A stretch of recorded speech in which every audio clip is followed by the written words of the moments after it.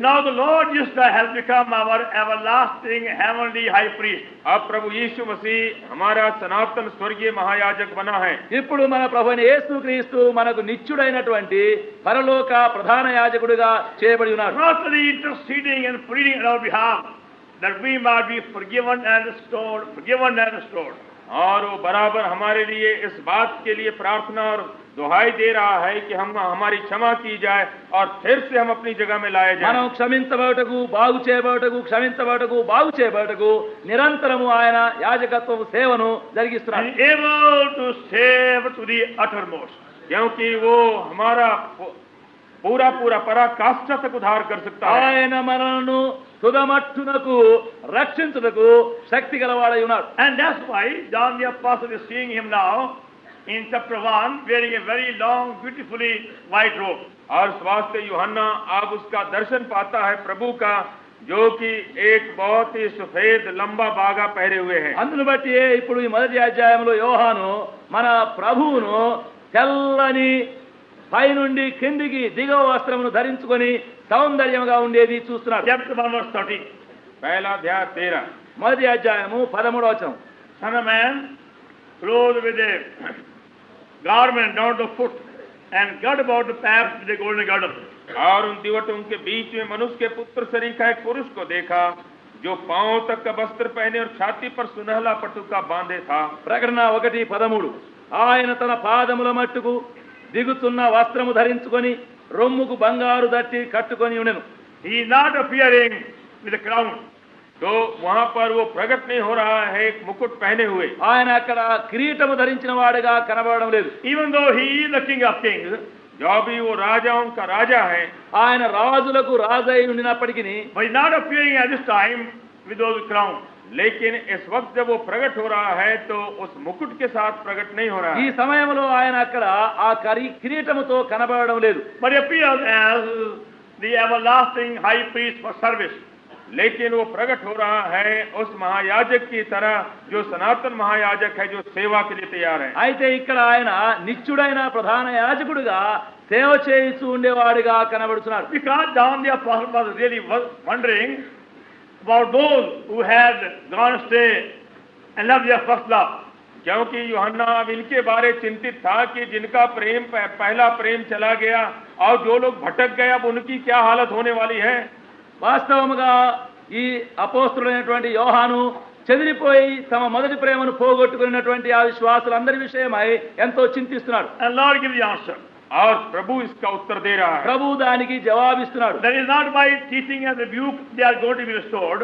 कि अब उनको सिखाने या उनको डांटने से अब वो लौटेंगे नहीं. వారికి బోధించి మరి గద్దించడం వలన వారు మళ్ళీ బాగుపడేది కాదు. But by the intercessory prayers of Lord Jesus Christ, they are again going to be lifted and restored.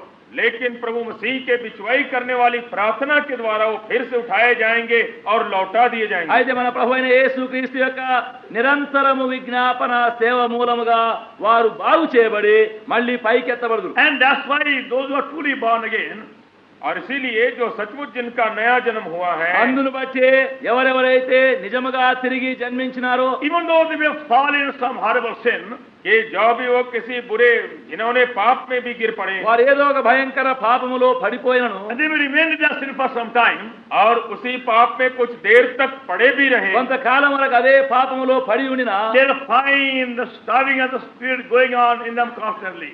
ये आत्मा का जो संघर्ष है उनके अंदर बराबर चलता వారి रहेगा. లోపల ఆత్మీయమైనటువంటి వేదన పోరాటము ఎల్లప్పుడూ బాధిస్తూను. It may go on for a number of years. हो सकता है कि कई वर्षों तक भी ये चला जाए, ఒకవేళ కొన్ని సంవత్సరముల వరకు అలా జరగవచ్చును. And Lord won't leave them till they come back to Him.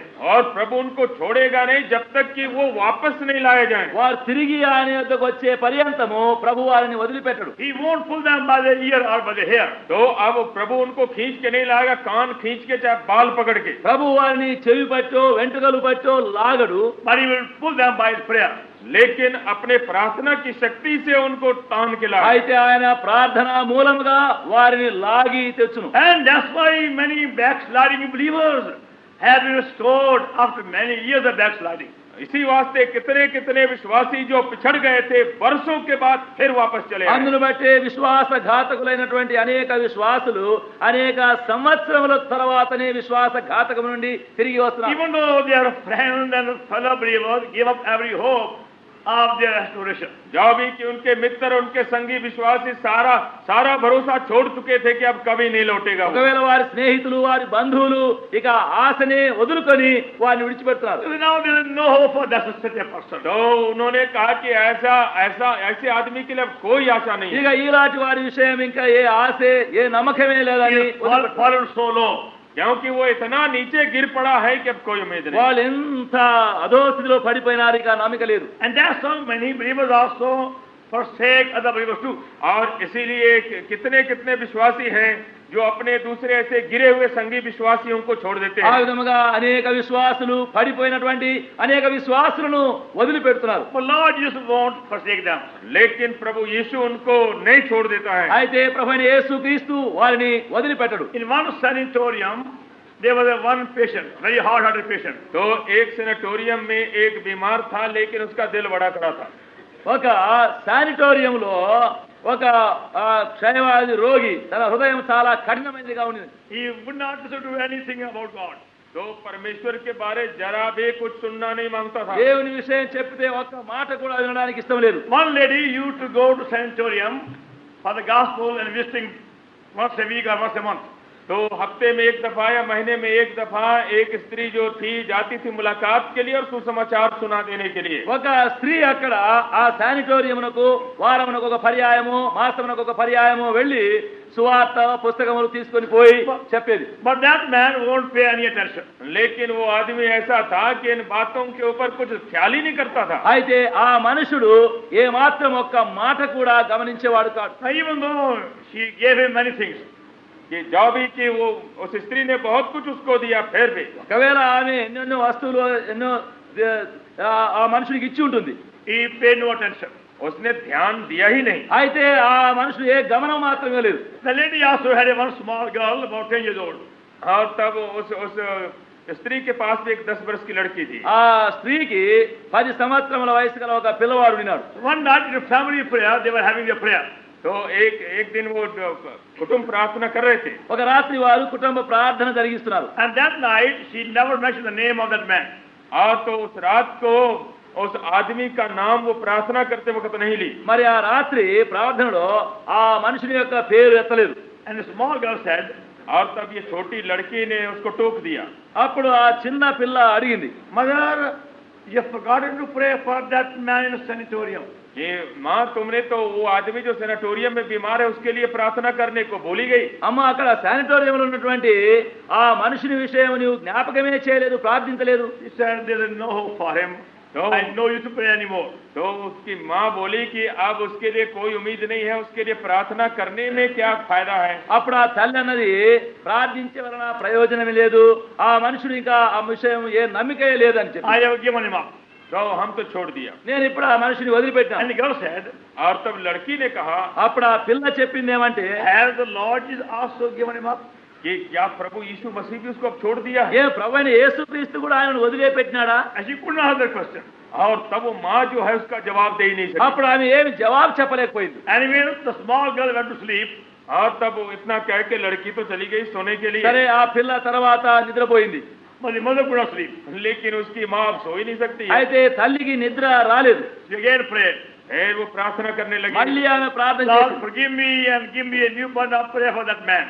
हे प्रभु मुझको क्षमा करो और उस आदमी के लिए और भी वजन दो प्रार्थना करने ప్రభువా के लिए। నన్ను క్షమించుము, ఆ మనుషుని కొరకు మళ్ళీ ప్రార్థించే భారము నాకు The దయచేయమని next అడిగింది. day, she again went to same sanatorium. और तब दूसरे दिन फिर उस आदमी को मुलाकात करने के लिए सनाटोरियम में गई। మరుసటి దినం ఆమె మళ్ళీ అదే శానిటోరియం ఆ మనుషుని దర్శించడానికి వెళ్ళింది. And there was a neighbor woman. She said, I also will come with you. तो अब एक पड़ोसी की स्त्री थी, वो भी बोली कि मैं भी आपके साथ ఆ चलूंगा। ఇరుగు పొరుగులో ఉన్నటువంటి మరొక స్త్రీ కూడా నేను కూడా నీ వెంబడి వస్తానని ఆమె వెంబడి వెళ్ళింది. And she also had a small girl. और उसके पास भी एक छोटी लड़की थी। ఆమె వెంబడి కూడా ఒక చిన్న పిల్ల ఉండింది. So these three persons went to sanatorium. और तब ये 3 व्यक्ति जो है सेनेटोरियम में चले उस आदमी को देखने। ఆ ముగ్గురు కలుసుకొని చూడడానికి శానిటోరియం వెళ్ళారు. The small girl on the way she saw the flower began to pluck them off. तो इस लड़की ने जब फूलों को देखा रास्ते किनारे वो तोड़ने लग गई। ఆ చిన్న పిల్ల పోయేటప్పుడు మార్గంలో కొన్ని పూలు అక్కడ పుష్పములు చూచి తెంపడానికి ఆరంభం చేసింది. The all three came to the sanatorium in the same room. और तब उसी कमरे में उस आदमी के कमरे में तीनों के तीनों पहुंचे। అప్పుడు ఆ ముగ్గురు కలుసుకొని శానిటోరియంలో చేరి ఆ గదిలోనికి ఆ మనిషి ఉండే స్థలంలోకి వచ్చారు. And the small girl came forward first and offered the flower to that sick man. और तब ये छोटी लड़की जो है सबसे पहले आगे बढ़ करके जो फूल तोड़ के लेते आई थी सबसे पहले जाके उस बीमार आदमी को दी। ఆ చిన్న పిల్ల పూలు తెంపుకొని వచ్చినటువంటి ఆ పూలు మొదట ముందుగా వెళ్ళి ఆ మనుషుడికి ఆ రోగికి ఒక పువ్వు ఇచ్చింది. And the man began to weep. और तब वो आदमी रोने लग गया। అప్పుడు ఆ మనుషుడు ఏడవడానికి ఆరంభించాడు. The question, why are you weeping? तो उसको पूछे कि आप रो क्यों रहे हो? అప్పుడు ఎందుకయ్యా ఏడుస్తున్నావని అడిగినారు. He said, some years ago, I also had a small girl like this. तो कहता है कि कुछ बरस पहले मेरे पास भी एक छोटी लड़की थी। అప్పుడు ఆయన అన్నాడు, కొన్నేళ్ల కిందట నాకు కూడా ఇలాంటి ఒక చిన్న బిడ్డ ఉండింది. I was very fond of her. और मैं उसको बहुत प्यार करता था। ఆమె నాకు ఎంతో ప్రీతిగా ఉండింది. At that time, I used to love God and also follow God. और उस समय मैं ईश्वर को भी प्यार करता था और ईश्वर के पीछे जाता था। ఆ సమయంలో నేను దేవుని ప్రేమించి దేవుని వెంబడిస్తూ ఉన్నాను. Suddenly, the small girl died. लेकिन कुछ हुआ जिससे मेरी लड़की मर गई। అయితే అకస్మాత్తుగా ఆ బిడ్డ చనిపోయింది. I couldn't understand why should God of love take away my child like this. तो मैं समझ नहीं पाया कि ऐसा प्रेम का ईश्वर हमारी लड़की को कैसे ले गया। ప్రేమ కలిగిన దేవుడు ఎందుకు ఇట్లా చేసి ఆ బిడ్డను తీసుకొని పోయినాడో నాకు గ్రహింపు కాలేదు. From that day, I lost every interest in the Bible and things of God. तो कहा कि उसी दिन से मैंने सारी जो अभिरुचि थी बाइबल में परमेश्वर में सब खो डाला। ఆ దినం నుండి ఇంకా బైబిల్ అంటే దేవుడు అంటే ప్రార్థన అంటే శ్రద్ధ అంతా నాకు పోయింది. And that's why I said I don't want to hear from your lips also about God. इसी वास्ते मैं चाहता भी नहीं कि तुम्हारे मुख से मैं ईश्वर के बारे में कुछ सुनूं। అందుకొరకే మీరు దేవుని సంగతులు అని చెప్తే కూడా నాకు ఇష్టం లేదు. If he is the God of love, why did he take away my child? अगर वो प्रेम का ईश्वर है तो मेरी बेटी को वो ले कैसे गया? ఆయన ప్రేమ గల దేవుడు అయితే ఎందుకు నా బిడ్డను చంపేయాలా Then the lady తీసుకొని? said to him, और तब इस स्त्री ने उसको उत्तर दिया। అప్పుడు ఆమె ఆయనకి ఈ విధంగా చెప్పింది. I remember some time ago you told me that your wife was not a very good woman. तो बोली कि तुम बता रहे थे कि तुम्हारी स्त्री जो है एक अच्छी स्त्री नहीं थी। నువ్వు అన్నావు కదా కొంతకాలం కిందట నీ భార్య చాలా మంచిది కాదని చెప్పినావు కదా. You told me how she was living a sinful life. तुम बता रहे थे कि कैसे वो एक पाप का जीवन बिताती थी। ఆమె ఎట్లు పాపములో జీవిస్తూ ఉండింది అని చెప్పినావు కదా. Yes, I told you. तो कहा कि हाँ ये मैंने तुमको बताया है। ఆయన అన్నాడు, అవును అప్పుడు నేను చెప్పినాను ఆ విధంగా. And then she said, और तब उसने कहा, అప్పుడు ఆమె అన్నది, supposing your daughter has been kept alive, तो अगर थोड़ी देर तक समझो कि तुम्हारी लड़की अगर जीती रहती, ఒకవేళ అనుకో నీవు ఆ బిడ్డ బ్రతికి ఉండినట్లయితే she also would have been ruined by your wife. तो तुम्हारे स्त्री के सबब से वो लड़की भी बर्बाद हो जाती। ఆమె ఆ బిడ్డ కూడా మరి ఆ తల్లిని బట్టి చెడిపోయి ఉండును. But to save her from a shameful life, God took her away. पर उसको लाज के जीवन से बचाने के लिए ईश्वर ने उसको पहले ही उठा लिया था। గనక అటువంటి సిగ్గుకరమైన జీవితంలో పడిపోకుండా దేవుడు ముందుగానే ఆ బిడ్డను తీసుకున్నాడు. I never knew like that before. तो आदमी ने कहा कि नहीं, पहले मैंने इस ढंग से इसको नहीं देखा। అప్పుడు ఆయన అన్నాడు, ఆ విధముగా నేను ఆ బిడ్డ విషయం అట్లా తలంచలేదు. And that day he repented and came back to God. और उसी दिन उसने पश्चाताप किया और परमेश्वर की तरफ लौट ఆ దినమున అప్పుడే మళ్ళీ పశ్చాత్తాపడి మళ్ళీ దేవుని యొద్దకు The మళ్ళుకున్నాడు. unknown to him, Lord was striving on his behalf and also interceding. तो कैसे परमेश्वर जो है उसके साथ साथ संघर्ष कर रहा था और उसके लिए दुहाई भी कर रहा था, Unknown to him. जिसको कि वो जानता नहीं था। చూడండి, ఆ విధముగా ప్రభు ఆయన పక్షముగా ఆయన ఎరగకపోయినప్పటికీ ఆయన కొరకు విజ్ఞాపన చేస్తూ ఉన్నాడు. That's how many believers backslide because they doubt God and question God's will. तो इसी तरह से कितने विश्वासी जो हैं पिछड़ जाते हैं क्योंकि परमेश्वर के ऊपर चाहे तो संदेह करने लग जाते हैं या कुछ सवाल करने लग जाते ఆ हैं। విధముగానే అనేక విశ్వాసులు కూడా దేవుని విషయమైన సంశయములు సందేహములు అనుమానములు పెట్టుకొని ఉంటారు. But Lord yourself won't leave them. लेकिन प्रभु यीशु मसीह उनको नहीं छोड़ेगा। అయితే ప్రభువైన యేసుక్రీస్తు ఎప్పుడైనా వారిని వదిలిపెట్టడు. He intercedes and also his saints intercede with him. तो वो तो उनके लिए बिछुआई की प्रार्थना करता रहता है और दूसरे पवित्र लोग भी प्रार्थना करते हैं। ఆయన వారి కొరకు విజ్ఞాపన చేస్తూనే ఉంటాడు, ఇతర పరిశుద్ధులు కూడా ఆయన కొరకు విజ్ఞాపన చేస్తూనే ఉంటారు. And if anybody here this evening, afternoon of that nature, यदि कोई व्यक्ति आज भी इस मीटिंग में उसी प्रकृति का है, ఒకవేళ ఆరాచి వారే అటువంటి వారే ఎవరైనా ఈ మధ్యాహ్నం ఇక్కడ ఉంటే, we remind you about your heavenly high priest who has been constantly interceding for you. तो हम आपको ये स्मरण दिलाएंगे कि आपका जो ये स्वर्गीय महायाजक है आपके लिए बिछुआई की प्रार्थना बराबर कर रहा है. మీ పరలోక ప్రధాన యాజకుడు మీ కొరకు ఎడతెగకుండా విజ్ఞాపన చేస్తున్నాడని మీకు జ్ఞాపకం He చేస్తున్నాడు. won't leave you. और वो आपको छोड़ेगा नहीं. ఆయన మిమ్మల్ని వదిలిపెట్టడు. You will become miserable till you come back to him. तो You will become more miserable. तो वो तो दुखी रहेगा जब तक, You become more unhappy. तो आप बेचैन रहेंगे जब तक कि लौट के नहीं आए. మీరు తిరిగి వచ్చే పర్యంతము మీరెంతో కలవరంలోనే ఉంటారు. We humbly request you come back to your Savior. तो हम यही आपसे अर्जी करते हैं कि अपने मुक्तिदाता के पास फिर से वापस आए. మీరు తిరిగి మీ రక్షకుని యొద్దకు మళ్ళుకొని రావాలని మేము మిమ్మల్ని బ్రతిమాలుతున్నాం. Maybe you have been backsliding for 1 year, 2 years, 3 years, 7 years, or 45 years, or 75 years. तो हो सकता है कि आप प्रभु से पिछड़े हुए हैं 1 बरस, 2 बरस, 7 बरस, 10 बरस, 25 बरस, 75 बरस. ఒకవేళ మీరు ఒక సంవత్సరం నుండి 2 సంవత్సరాలు 3, 4, 5 మరి 20, 25, 30, 70, 45, 85 తెలియదు, మీరు విశ్వాసఘాతకంలో పడి ఉన్నారు. He is constantly praying for you. You come back to him. तो वो आपके लिए प्रार्थना बारंबार कर रहा है कि उसके पास आप लौट जाएं. మీరు ఆయన యొద్దకు తిరిగి రావాలని ఎడతెగకుండా మీ కొరకు విజ్ఞాపన చేస్తున్నారు.